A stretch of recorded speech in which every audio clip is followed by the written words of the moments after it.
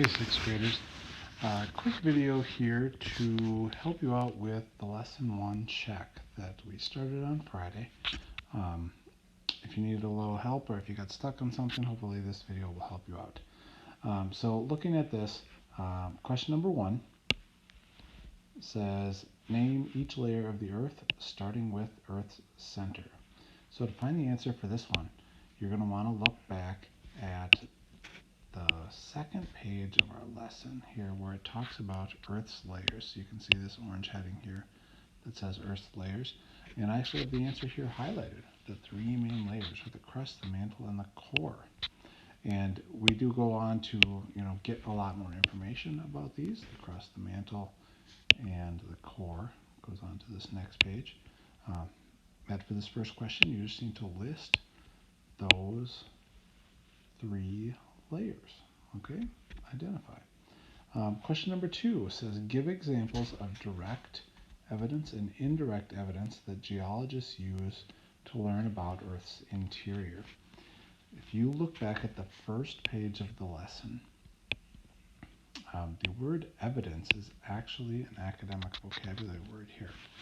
And so it's going to give us a little bit of information about evidence, and here it mentions direct evidence and indirect evidence.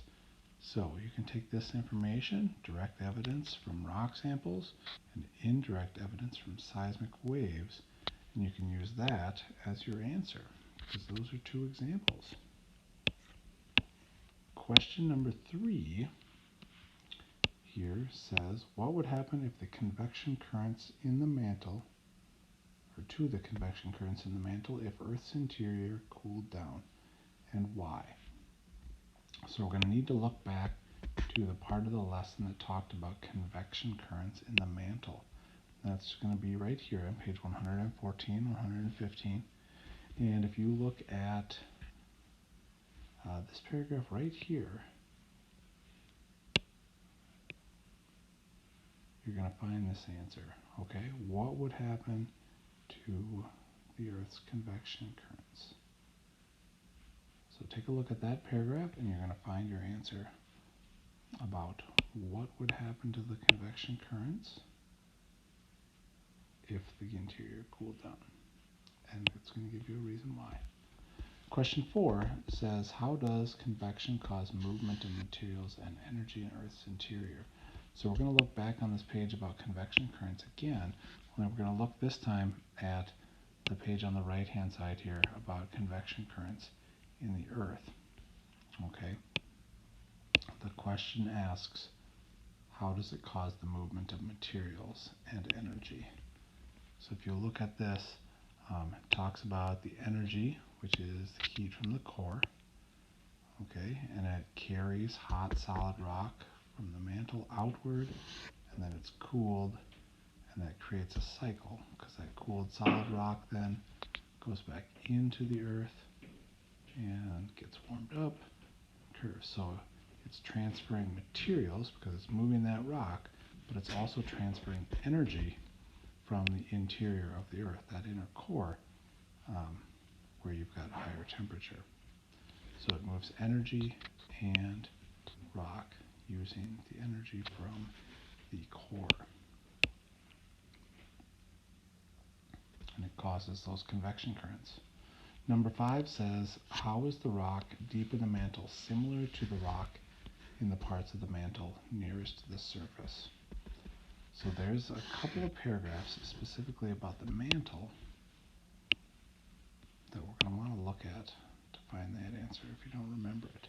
So we're looking for similarities in the rock in the deep mantle compared to the shallower mantle that's closer to the surface.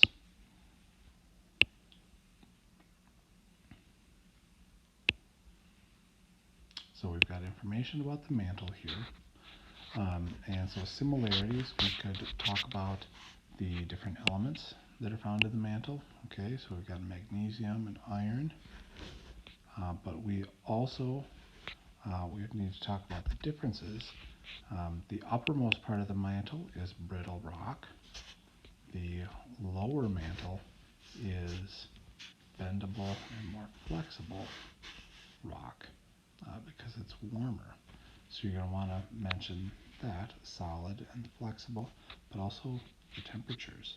It's going to be warmer in the deeper mantle than it is in the upper mantle. You also could talk about how in the mantle the rock is also moving in these convection currents. All of that rock is going to be moving in the convection currents that are formed as a result of the heat inside of the earth. So those are some ways that you can compare those parts of the mantle. Lastly, I want you to do this quest check-in, and it's kind of an opinion question. It says, explain why you think it is or it isn't important for science fiction films to depict natural resources and geological events as accurately as possible. So they're asking you to state whether you think it's important or not important that when you are watching a movie about something that is related to science, so say you're watching a movie about an earthquake, or you're watching a movie about cave explorers, or about volcanoes, if it's a movie that features those things, is it important that the scientific information they're giving you in that video is accurate instead of just being made up like science fiction? Okay, so you're going to say whether you think it is or isn't, and then give a reason why you think that it is or isn't important. Okay, hopefully this was helpful to you. When you are finished with this lesson 1 check, please take a screenshot or a photograph of just page 116. That's this page over here. And submit that in Schoology to the assignment that's called Lesson 1 Check, Earth's Interior. Have a great day.